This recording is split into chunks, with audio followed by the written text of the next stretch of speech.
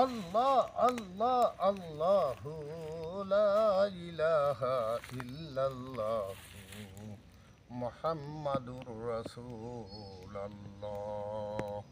ইল্লাল্লাহ ইল্লাল্লাহ ইল্লাল্লাহ ইল্লাল্লাহ ইল্লাল্লাহ ইল্লাল্লাহ ইল্লাল্লাহ ইল্লাল্লাহ ইল্লাল্লাহ ইল্লাল্লাহ ইল্লাল্লাহ ইল্লাল্লাহ ইল্লাল্লাহ ইল্লাল্লাহ ইল্লাল্লাহ illallah illallah illallah illallah illallah illallah illallah la illallahu muhammadur rasulullah allah allah allah allah allah allah allah allah allah allah allah allahu la ilaha ইল্লাল্লাহু মুহাম্মাদুর রাসূলুল্লাহ।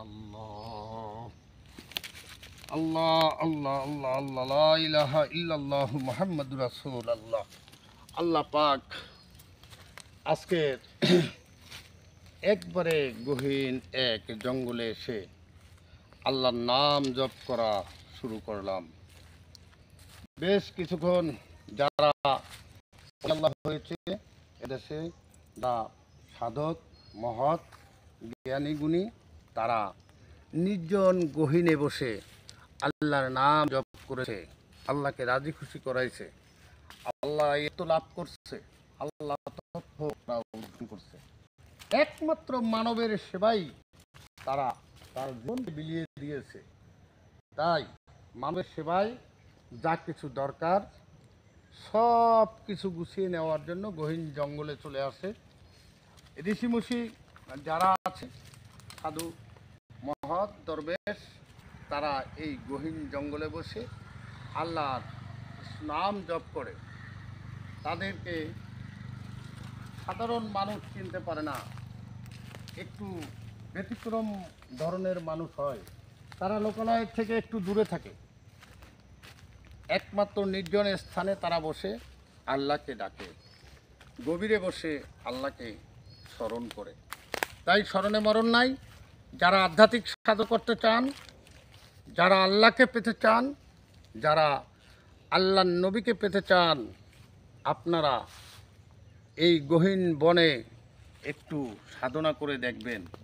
আরে লোকালয় কি সাধনা করবেন? সর্বক্ষণ তো কেঁচোমেচি লাগিয়ে থাকে, সর্বক্ষণ তো জ্বালা যন্ত্রণা আসি, সংসার জ্বালায় আপনি মগ্ন হয়ে গিয়েছেন, আপনার পিছনে আছে টান।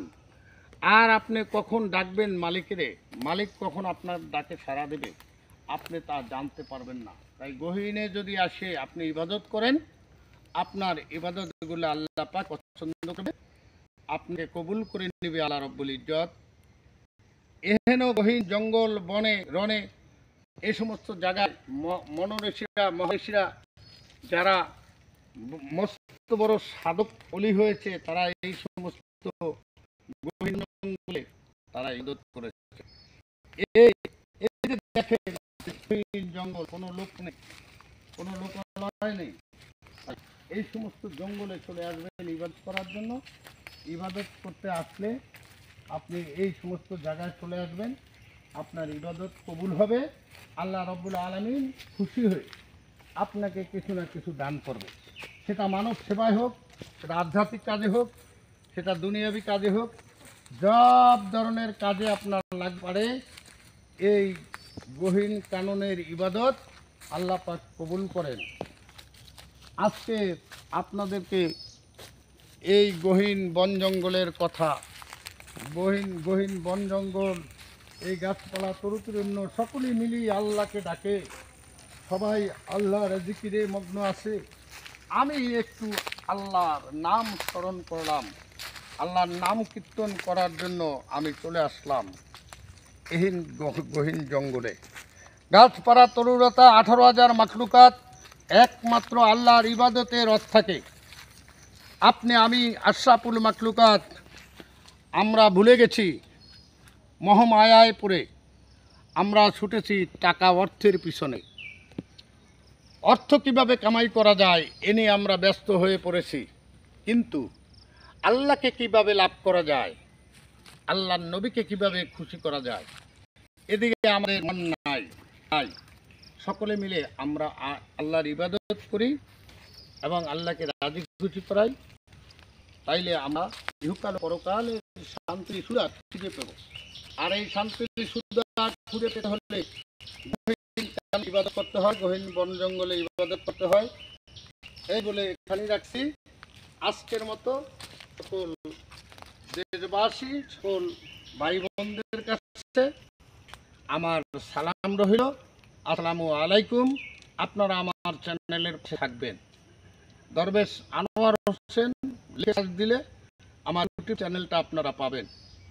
এখানে এই চ্যানেলে থাকলে আপনার জ্ঞান বৃদ্ধি হবে, আপনার রোগ বালা মুসিবত থেকে আপনারা ত্রাণ পাবেন। তাই এখানেই শেষ করছি আজকের মতো। আল্লাহ হাফেজ।